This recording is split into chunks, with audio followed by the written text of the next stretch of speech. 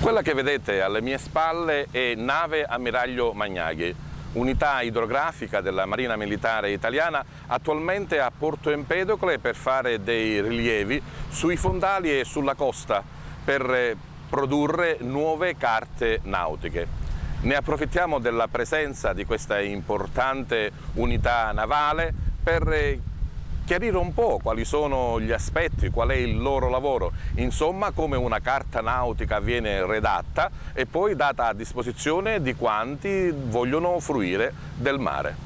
Siamo entrati, diciamo, nel cervello di nave Magnaghi, i computer che naturalmente elaborano quelle che sono elaborano i dati acquisiti durante questi mesi di campagna. Noi è circa un mese che siamo in queste zone, abbiamo fatto prima, come dicevo, il canale di Sicilia, quindi la zona antistante le coste tunisine e le coste del Trapanese e di Sciacca, dove abbiamo fatto 2 secche. Adesso abbiamo delle imbarcazioni che invece stanno facendo la costa davanti San Leone. Davanti San Leone tutti voi conoscete quelle secche che sono lì proprio prospicienti, e ci sono anche 2 bassi fondali.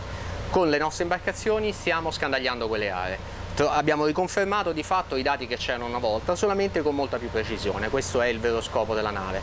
Vi mostro quello che è la centrale operativa. La centrale operativa ha un settore dedicato alla parte acquisizione dei dati, dove fanno capo i computer sia degli scandagli sia di altri strumenti, uno strumento particolare che si chiama Side-Scan Sonar, un sonar a scansione laterale. Una parte acquisizione, una parte elaborazione dati e poi una parte trattamento dei dati. La signora Ricci sta adesso elaborando un dato che avevamo acquisito nel passato, come potete vedere è un basso fondale che sale su.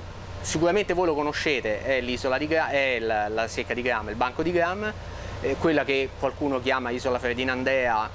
Di fatto il fondale scende giù da centinaia di metri fino ad arrivare a 8 metri e poco più.